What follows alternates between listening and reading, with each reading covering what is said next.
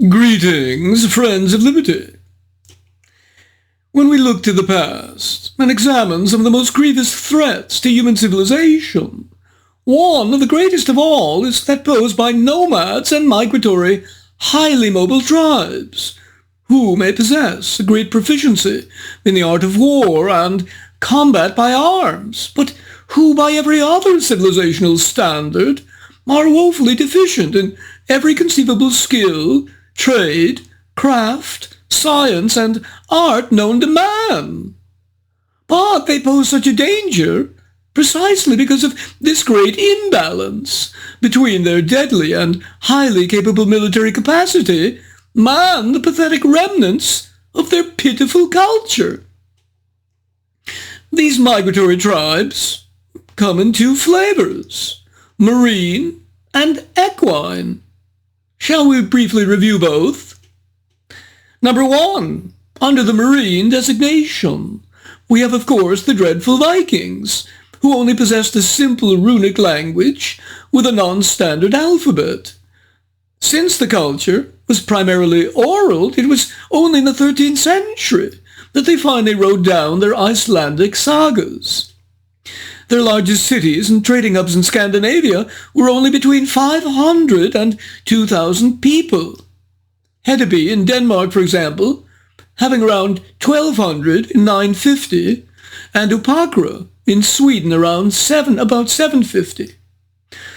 By contrast, when they came in their longships to invade the lush, fertile lands of England, after slaughtering and killing, raping and pillaging, they all congregated, most unfortunately, in York, which at this time tallied almost 10,000 of these conical-headed barbarians. London at this time had about 10,000 people and Winchester 5,000. Number 2, yet another parasitical group of marine nomads were the Sea Peoples, about whom little is now known other than that they precipitated the collapse of Bronze Age civilization in the Eastern Mediterranean and Near and Middle East. They, too, came in boats to destroy whatever they encountered, causing the weakening or downfall of Mycenaean Greece, much of Cyprus, Syria, and the Levant, and the Hittite and Assyrian empires. But only Egypt, to a degree, was under Ramses III able to successfully withstand their provocations, they settling after the defeat in southern Canaan. The resulting Dark Age they precipitated lasted for almost half a millennia. Well done, Sea People!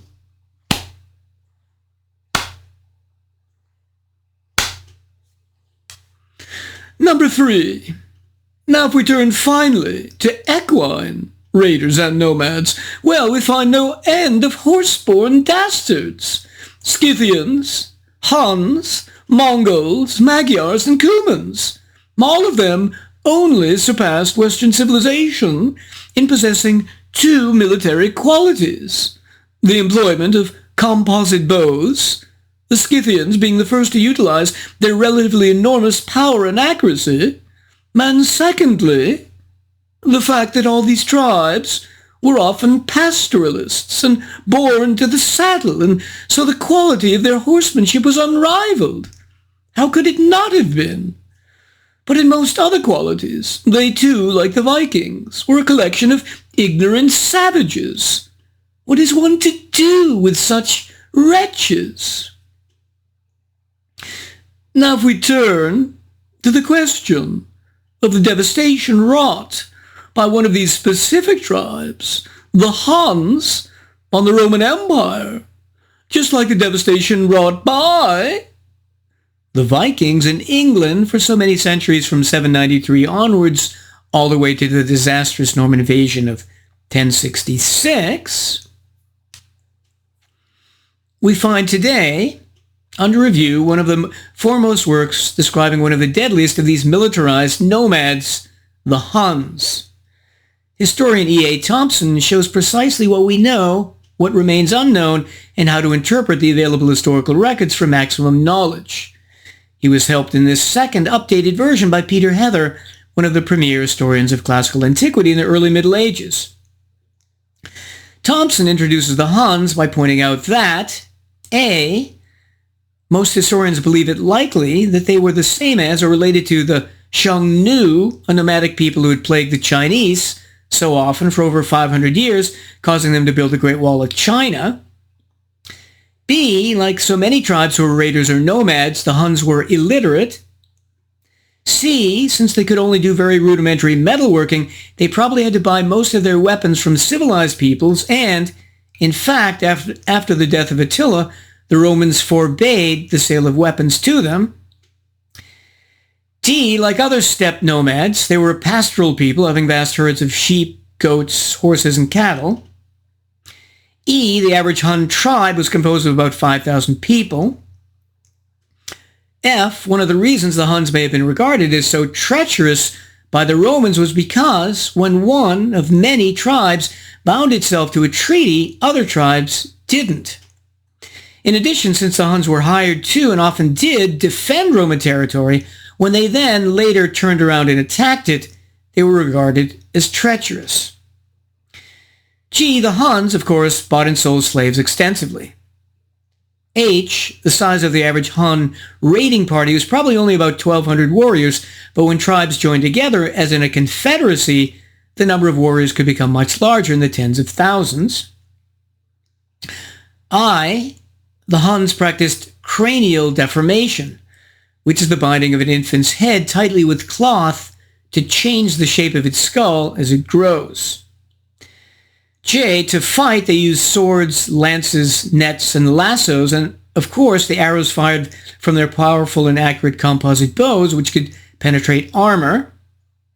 K. The Huns, like the American Indians, in times of war elected a war chief who had much greater than usual powers. L. The Huns, oddly enough, appear to have worshipped or held in high regard the insect, the cicada. And M. Women, as in Viking society, appear to have had some degree of independence and at times even achieved political power. I would add the following to complete the picture. N. The Hun elite practiced polygamy. O. The Huns appear to be pagans, perhaps having shamans, and at times practiced human sacrifice. And P. They lived in tents and wagons, which gave them a mobility which made it much harder to pin them down and destroy them. Western civilization first heard of the Huns around 370 AD when the barbarian Goths, Alans, and Ostrogoths, whom the Huns had devastated and driven from their own lands, streamed in confusion to the Roman border on the Danube, asking for protection. However, the Goths, who eventually numbered over 200,000, soon allied themselves apparently with their very tormentors, and, in the Battle of Adrianople 8 years later, they, along with the Alans, destroyed the Roman army led by the Emperor Valens. This allowed huge conglomerations of Germanic barbarians to enter the empire. The Huns, pillaging behind these tribes, ravaged Armenia, Cappadocia, and Syria. Led by Uldin, the first Hun leader we know by name and who had previously helped the Romans fight the Goths and Vandals in Italy, the Huns recommenced their raiding around 408 by heading to Central Europe and then to present-day Bulgaria and Greece. There, the Roman commander, during negotiations, was able to talk to Uldin's officers, enticing many to desert, whereupon Uldin fled and his force dissolved. The Eastern Roman Empire, recognizing the growing Hun threat, partly because the Huns now joined into larger confederacies, subsequently increased the size of their naval forces and reinforced many fortifications, such as by lengthening the massive city walls of Constantinople. Now enter the figure of Flavius Aetius, the brilliant Roman statesman, diplomat, and general of the first half of the 5th century. As a young man, having been given first in 405 as a hostage to the Ostrogoths and then in 408 to the Huns, he became intimately acquainted with both tribes and the future Hun leader Attila, absorbing knowledge of their customs and military strengths and weaknesses. By 430, the Huns, under their leader Rua, extorted from the Romans, under a treaty, 350 pounds of gold annually just so they wouldn't go on one of their region-wide rampages. However, by 438, now led by the avaricious Attila, the Huns insisted on renegotiating that treaty. The new one stipulated that the Romans should now A, deliver 700 pounds of gold per year, B, receive no further fugitives from the dominions of the Huns and were to return those whom they had already admitted into the empire, send back escaped Roman prisoners, C, or pay a ransom, and D, that the Romans should make no alliance with any people with whom the Huns went to war. The East Romans agreed to all this, signing the Treaty of Margus. However, it then appears that the Romans violated various conditions, such as in paying the gold and returning fugitives.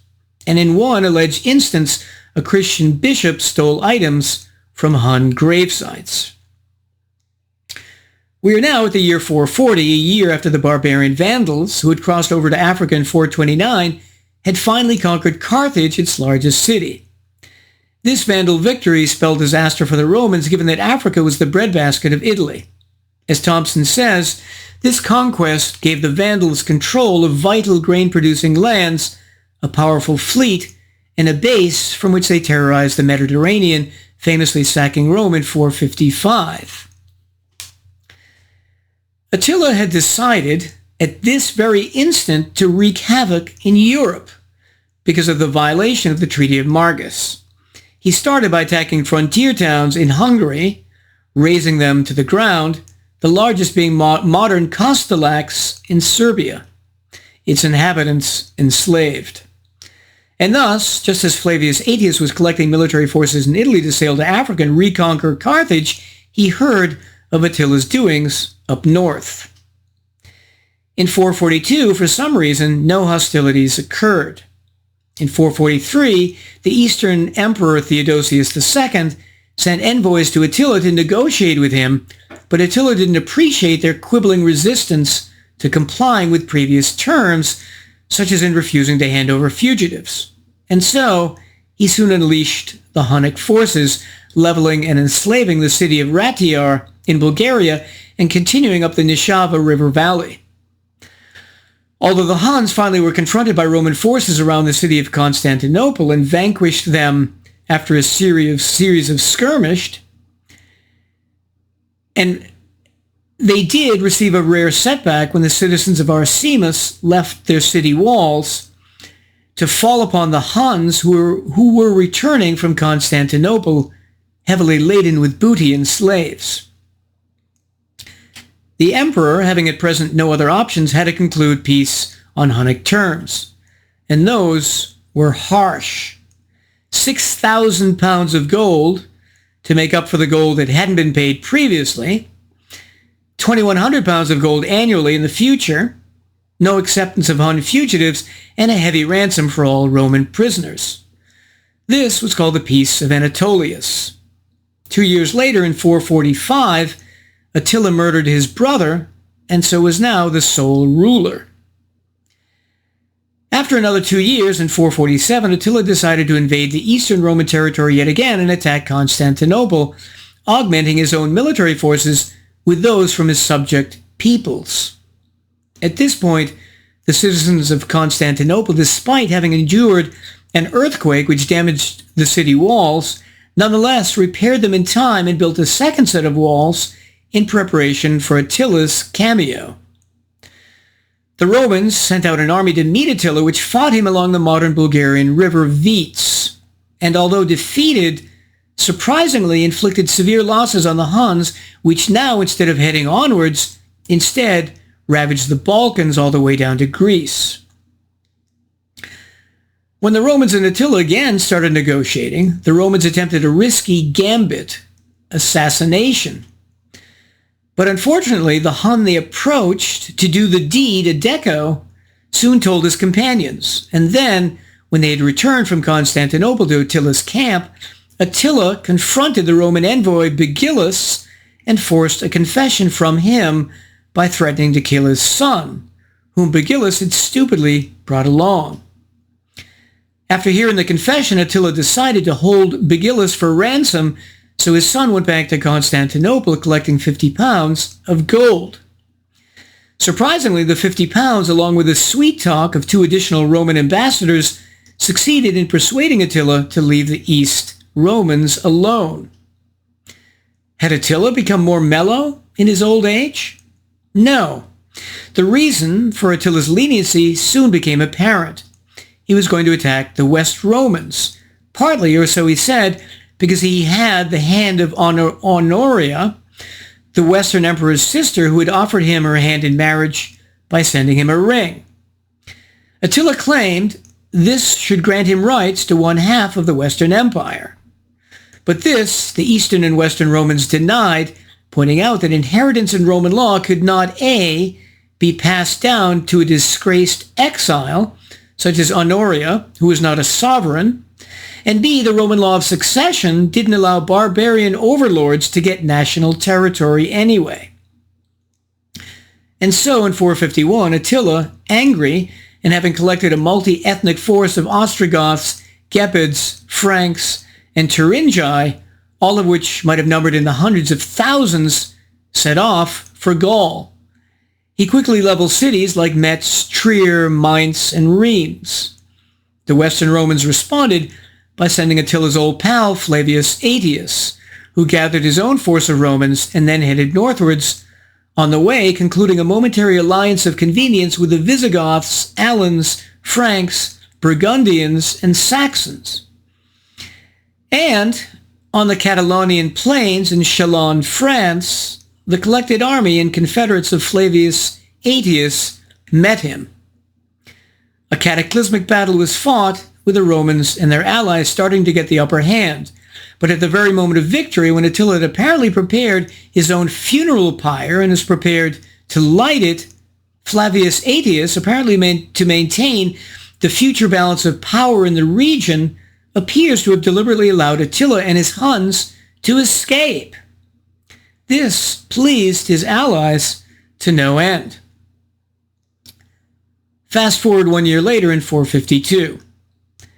Having happily returned to Italy, Flavius Aetius was shocked to learn that Attila felt not the slightest debt of gratitude in having facilitated his escape, but instead assembled as large an army as that which he had led in 451 and crossed the Alps into Italy at the opening of the campaigning season of 452. Behold Attila, the treacherous ingrate. Aetius, being entirely unprepared, since he thought Attila was on good terms with him, initially fled Italy in the company of the Emperor Valentinian III, but soon recovered his presence of mind and returned to beg for peace from the Huns without further ado. To do this, he sent Pope Leo and 2 Roman officials. And Attila, upon hearing their entreaties, left, although the reasons were not sympathetic, but instead, A, because the Eastern Roman Emperor Marcian had attacked his homeland in Hungary, and B, because of the famine and plague found immediately around him in Italy. The story of Attila mercifully ends 1 year later when he dies in a drunken stupor of a suffocating nosebleed on his very wedding night to a young beauty. After this, the plight of the Huns is of the breakup of Attila's empire, caused by his many quarreling sons and their eventual disappearance into the mists of history, gradually intermarrying with Bulgars, Alans, Slavs, and Germans. In concluding, Thompson turns to evaluating Attila's character and place in history. A. Attila was feared greatly by his people. Since he was a total autocrat, his control was boundless. B. During his reign, the strategy and tactics of Hunnic warfare were apparently decided just by him alone without consultation or advice from any other chieftains. C. Apparently some Huns considered him divine. D. One of the logistical problems facing Attila was that there weren't that many Huns overall, and given the enormous eventual size of their empire, Thompson speculates that this was one reason why Attila wanted all Hun fugitives and prisoners returned to him, and why, Out of necessity, he kept the kings of other tribes in their positions as kings. On the claim, often disputed amongst historians, that Attila was a genius, Thompson begs to differ. He argues that, number one, much of his enormous empire was assembled before Attila ever came to power, so its great size doesn't reflect his intelligence. Thompson says here, Attila therefore differs from Genghis Khan in that he received his empire ready-made, or almost so, from the hands of his predecessors. Number two, on the question of Attila's military proficiency, Thompson argues that very often Attila fought against the Roman Empire when their main forces were occupied elsewhere, that Attila also often simply attacked helpless cities, and that, when push came to shove in the final climactic battle of the Catalaunian plains, when confronted by the very capable German tribes, he was at the point of being soundly defeated. And this, after diplomatically failing to divide the opposing forces.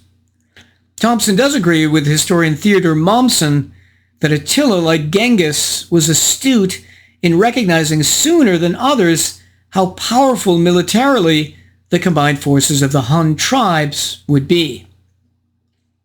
His final judgment on the Huns? They offered nothing to civilization. Their society was such that they could make no contribution like those of the Germans, the Persians, and the Arabs. They were mere plunderers and marauders. In conclusion, I'd give this an A-. Although a bit dated, it's been partially updated by Peter Heather, and Thompson discusses many issues intelligently and provides an enormous amount of context. And if you want an even deeper dive into Hun culture and society, see Otto mention Helfen's The World of the Huns. Happy for my part at the noble resistance that Anglo-Saxon England offered to both the barbarian Vikings and their Norman successors, I bid you well and remain the Scarlet Pimpernel.